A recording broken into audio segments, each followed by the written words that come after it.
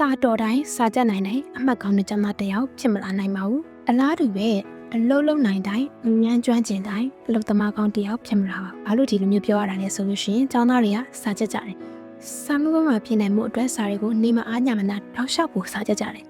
ဒါပေမဲ့သူတို့ကျန်နေတဲ့စာတွေကထိရောက်မှုရှိရလားဆိုတော့ကိုသူတို့ကစဉ်းစားမိကြမှာစဉ်းစားမိနေမယ်စဉ်းစားမိတယ်ဆိုရင်တော့မှဘယ်လိုမျိုးဖြည့်ရှင်းရမလဲဆိုတာကိုသူတို့မသိကြပါဘူးဒါပေမဲ့ကျောင်းသားအရွယ်မှာဒီလိုမျိုးကြုံရရဆိုလို့ရှိရင်ဒါကဘဝရဲ့လမ်းအစတစ်ခုမှရောက်နေပြီဆိုတာကိုသိထားလိုက်ပါ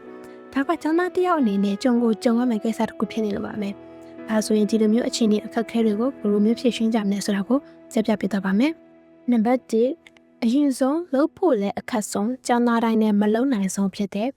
time management နဲ့စကြပါမယ်ဒါကဘာလို့နံပါတ်1မှာထားပေးထားရလဲဆိုလို့ရှိရင်မလုံမဖြစ်တဲ့ skip လိုက်လို့မဖြစ်တဲ့အချက်တစ်ချက်ဖြစ်နေလို့ပါဒီ time management ကိုလုပ်ဖို့အတွက်ဆိုရင်ကိုယ့်ရဲ့အားချိန်ကိုယ့်ရဲ့ကြောင်းချိန်ကျူရှင်ချိန်စာလုပ်ချိန်စာမေးပွဲချိန်အနားယူဖို့အချိန်ဒါတွေအားလုံးကိုကိုကသိထားဖို့လိုအပ်ပါတယ်ဥပမာကိုကမနက်9:00နာရီကနေညနေ9:00နာရီအထိကကိုယ့်ရဲ့ကြောင်းချိန်ရှိရဆိုလို့ရှိရင်ပထမဆုံးဒီအချိန်ကိုကိုယ်စရင်းနဲ့ကနေခဏဖယ်ထားလိုက်ပါမယ်ပြီးရင်ညနေ9:00နာရီကနေ9:00နာရီထိကိုကိုယ့်ရဲ့နားချိန်ကိုသတ်မှတ်ထားတယ်ဒါဆိုရင်ည8:00နာရီကနေည7:00နာရီလောက်အထိပဲကိုယ့်ရဲ့ကိုယ်ပိုင်စာလုပ်ချိန်ကျန်နိုင်မယ်ပြဿနာကဒီမှာစပါပြီဒီကိုယ့်ရဲ့ကိုယ်ပိုင်စာလုပ်ချိန်မှာဘယ်စာကိုဘယ်လိုလုပ်ကြမလဲဒီလိုမျိုးဘာစာလုပ်ပါမလဲဆိုတာကိုသိဖို့အတွက်ဆိုရင်ကိုယ့်ရဲ့ critical thinking တစ်ခုလုံးကိုအသုံးချဖို့လိုရပါပြီ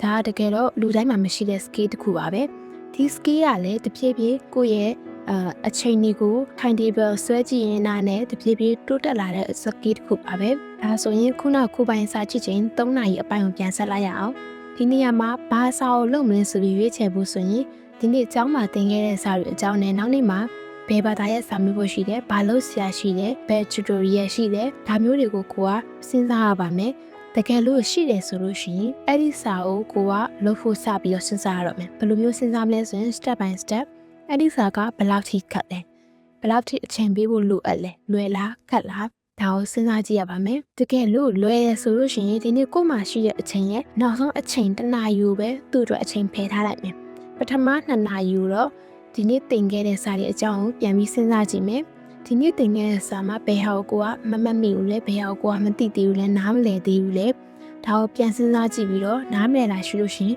အခုဖယ်ထားတဲ့အချိန်2 နာရီမှာဒါကိုပြန်ပြီးတော့လုပ်ကြမယ်နေ့လာဆရာရှိတာကိုလေ့လာမယ်အကောင်းဆုံးနည်းလမ်းကတော့စာကိုတော့စာပဲဖြစ်ဖြစ်စက်စာပဲဖြစ်ဖြစ် note လေးတွေမှတ်စုလေးတွေနဲ့ရေးပြီးတော့ကြက်မှတ်သေးလာဖို့ပါပဲဒီလိုမျိုး note နဲ့မှတ်တာကအချိန်ပေးရတယ်အချိန်ကြာတယ်ဆိုပေမဲ့နောက်ပိုင်းမှာတော့ကိုယ်ပို့ပြီးတော့အကျိုးရှိစေပါတယ်ဘယ်လိုမျိုးအကျိုးရှိစေတယ်ဆိုလို့ရှိရင်အခုအချိန်3 နာရီလုံးကိုကစာကြည့်ချိန်3 မိနစ်ဆိုလို့ရှိရင်တောင်မှညမအိတ်ခင်ဒီ note ကလေးတွေကိုမှတ်ထားတဲ့ note ကလေးတွေကိုပြန်ကြည့်လိုက်လို့ရှိရင်ဒီနေ့ငါဘာလုပ်ခဲ့တယ်အပေါင်းမှတ်မိသေးတယ်ဘယ်ရောက်တော့ပို့ပြီးလုပ်ဖို့လိုသေးတယ်ဒါမျိုးလေးတွေကိုကပြန်ပြီးတော့ review ပြန်လုပ်လို့ရပါတယ်တကယ်လို့နောက်နေ့ပြန်မယ်စာခတ်တယ်ဆိုလို့ရှိရင်ခုနအချိန်1 နာရီကိုပဲဖယ်ထားလို့မလုံလောက်တော့ဘူးကိုယ်မှာရှိတဲ့စာကြည့်ချိန်3 နာရီလုံးကိုအဲ့ဒီဖြေဖို့ခတ်တဲ့စာပုံလုံးမှာပေးလိုက်ရမယ်ဒါပေမဲ့သိထားမှာတော့အဲ့ဒီအချိန်3 နာရီနဲ့ဒီစာခတ်တဲ့အတွက်ကြောင့်မပြီးသွားတာလည်းဖြစ်နိုင်တယ်ကိုစာကြီးကအကုန်လုံးအစင်ပြေချောမွေးနေပြီးသွားတာဖြစ်နိုင်တယ်အဲ့ဒါကြောင့်လို့ဒီလိုမျိုးအချိန်တွေမှာမှတ်ထားဖို့ရှိတာကကျောင်းသားတိုင်းပဲတည်ကြည်လုပ်ငန်းလုပ်နေတဲ့သူတိုင်းပဲဖြစ်ဒီလိုမျိုးအချိန်စရာဆွဲပြီးလုပ်နေတဲ့လူတိုင်းကိုယ့်ရဲ့မှန်းထားတဲ့အချိန်နဲ့ mission နဲ့ကမပြီးမြောက်သွားတာလည်းဖြစ်နိုင်တယ်ဒါကြောင့်ဒီလိုမျိုးစိတ်အခြေအနေတွေကိုလည်းကိုကလက်ခံတတ်ဖို့လည်းလိုအပ်ပါတယ်ဘာလို့လဲဆိုရင်ဒါကဖြစ်နေဖြစ်တာရှိတဲ့ပုံမှန်ဖြစ်ရတစ်ခုပါပဲဒီလိုမျိုးဖြစ်လာပြီဆိုလို့ရှိရင်လည်းစိတ်ကပြရခတ်မသွားပဲနဲ့ကိုပြီးနိုင်တဲ့လောက်လုံနိုင်တဲ့လောက်ကိုပဲတည်တည်ချာအပိုင်နဲ့လုပ်ဖို့လိုပါတယ်အကုန်လုံးကိုပြီးကျင်စွာနဲ့ကြပြကြရောက်ဒီရှောက်ကြည့်တဲ့သူနဲ့ကိုလုံနိုင်တဲ့ကိုပဲအပိုင်နဲ့ကြည့်ထားတဲ့သူနဲ့ဆိုရှင်ဘယ်သူကပိုသားမယ်တင်ပါလဲဒီလိုက်ကြည့်ထားတဲ့သူကမြေကုန်နဲ့အောင်သိနေနေမိမဲ့နောက်ဆုံးအဖြေထွက်တဲ့အဆင့်ထီတော့သူကရောက်နိုင်မှာမဟုတ်ပါဘူ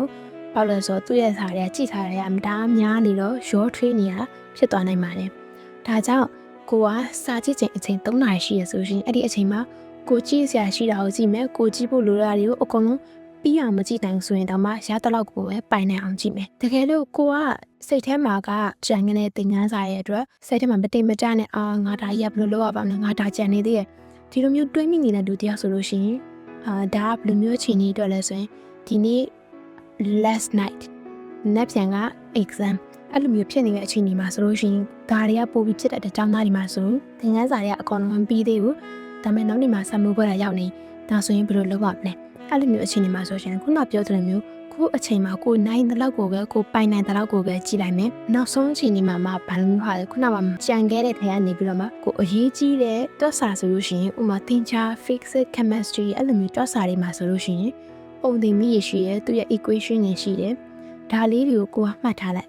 ဒါလေးတွေကိုကိုကချရေးလိုက်မယ်စာမျက်နှာတစ်မျက်နှာပဲဖြစ်နှစ်မျက်နှာပဲဖြစ်အမျိုးချပြီးရေးလိုက်မယ်ပြီးလို့ရှိရင်ကိုကဒါလေးတွေကိုချက်ထားလိုက်ဒီတော့ဆိုလို့ရှိရင်ဘာလို့လဲဆိုတော့တွက်စာဒီမဲ့ပုံသင်နည်းလေးတွေသိလဲဆိုလို့ရှိရင်နောက်ပိုင်းက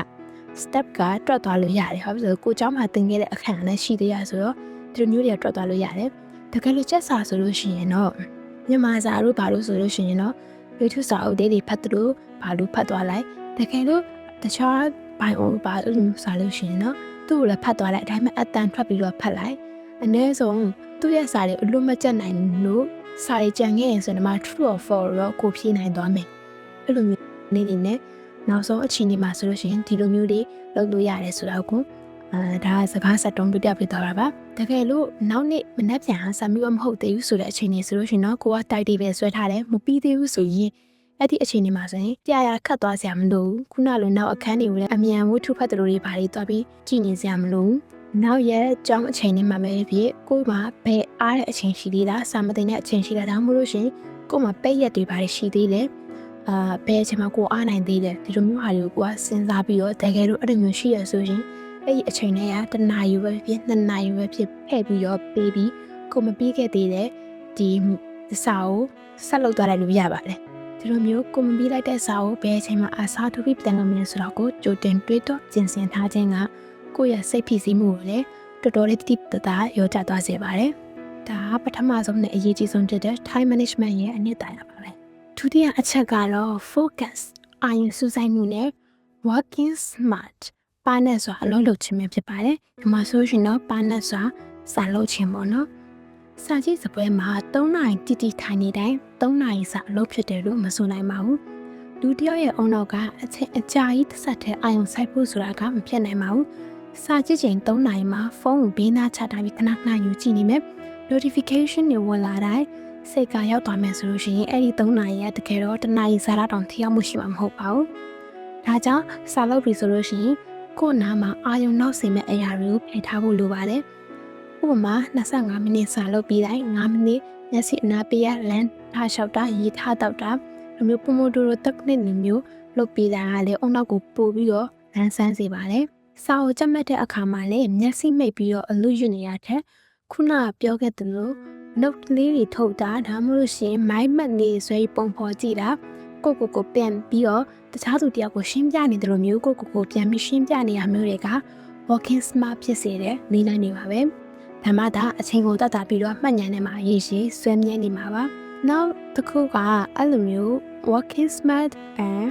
focus ကကောင်းပြီမဲ့တခုခုမှပထမတစ်ချက်မှာပြောသွားတယ်လို့မျိုးအရင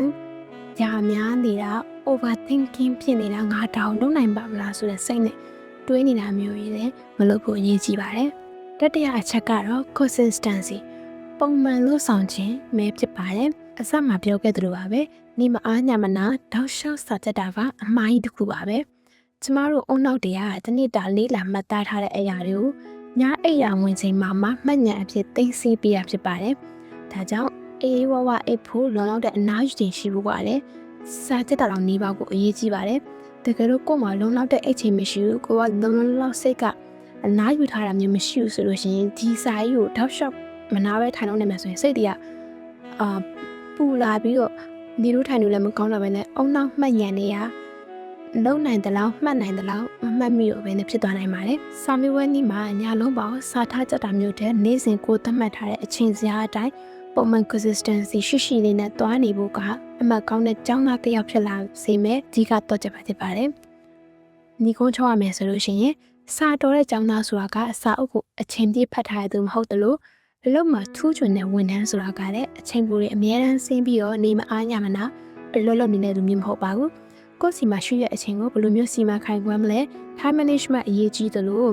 ့အရေးကြီးတာနဲ့မကြီးတာကိုခွဲခြားသိပြီးတော့ဘယ်ဟာကိုပို့ပြီးဦးစားပေးမလဲဆိုတဲ့ critical thinking လုပ်နေတဲ့အချိန်တွေမှာလည်းအာယုံပြည့်မှုမရှိအောင်ထိန်းချုပ်ပေးနိုင်တဲ့ focus စတဲ့စွမ်းရည်တွေကိုစနစ်တကျအသုံးချနိုင်တဲ့လူတွေကသာ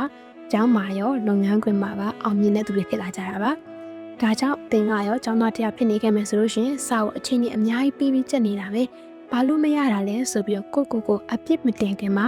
ကိုယ့်ရဲ့လေးလာမှုပုံစံနဲ့အချိန်စီမံခန့်ခွဲမှုတွေကိုအခုပဲပြန်လည်ဆန်းစစ်ကြည့်ဖို့တိုက်တွန်းချင်ပါတယ်။ဒီလိုမျိုးဗီဒီယိုလေးတွေကိုကြိုက်နေတဲ့ဆိုလို့ရှိရင်ဒီ channel လေးကို like and subscribe လေးနဲ့ supporting လုပ်ပေးခဲ့ကြဖို့လည်းတောင်းဆိုလိုက်ပါတယ်ရှင်။